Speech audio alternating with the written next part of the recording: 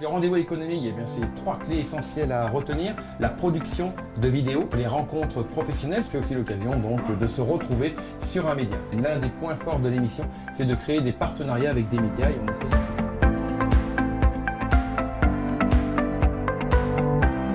Vous êtes une des premières personnes à me voir quand vous arrivez pour l'accueil. Je suis également ambassadeur sur la région de Nantes, Nantes Métropole.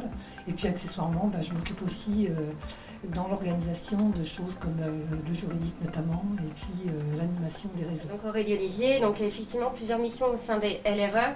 Un responsable de la partie commerciale, un travail d'équipe, mais voilà, je suis l'interlocutrice, on va dire, privilégiée pour cette partie-là. Et puis autrement, co-animatrice de l'émission avec la rubrique Racontez-moi une histoire.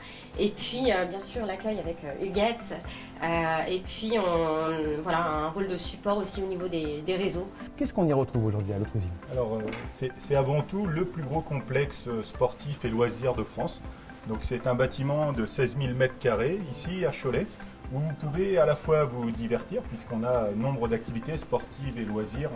On pourra énumérer les terrains de foot, de basket, squash, paddle, etc. Mais aussi des activités de loisirs telles que le karting, le bowling, des escape games. Donc voilà, tout un panel d'activités de sport pour toute la famille. Mon objectif, c'est de toujours ramener l'humain au cœur du processus. Donc voilà pourquoi l'analyse comportementale aujourd'hui, telle que après cette situation de Covid que nous vivons, par exemple, les équipes sont sollicitées, sursollicitées, sont aussi angoissées. Donc il est réellement important, la manière de me réinventer, c'est vraiment accompagner les équipes au lieu de partir sur des objectifs toujours plus, mais se connaître déjà soi-même. Eh bien, je suis partie de plusieurs constats. Premièrement, qu'il y a une très grande volonté du public de trouver des produits artisanaux de qualité, une difficulté à les trouver sans effectuer de nombreux parcours kilométriques.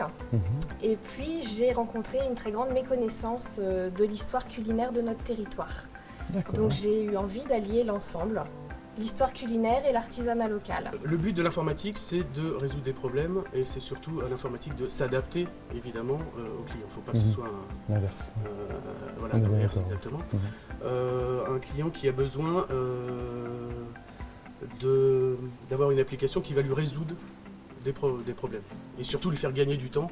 Nous réalisons des formations, du coaching, des stages team building pour les entreprises et aussi des stages loisirs pour les particuliers. Quand j'ai commencé à créer la première entreprise, en fait, je me suis mis dans un réseau, le réseau BGE, peut-être ça vous parle. C'est un réseau d'assistance à la création d'entreprise dans lequel je suis toujours.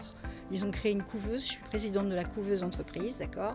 Donc j'aide des entrepreneurs en fait tous les jours et j'en rencontre régulièrement qui créent leur activité. Donc ils sont tout neufs, avec des peurs aussi, voilà.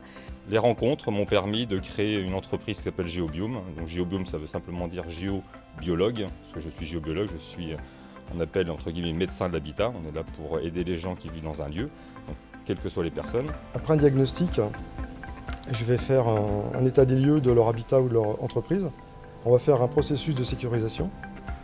Et par exemple pour les habitats, je sécurise l'extérieur des habitats. Les gens peuvent dormir chez eux tranquillement. Il n'y a pas que les biens protégés en fait, les personnes sont plus importantes.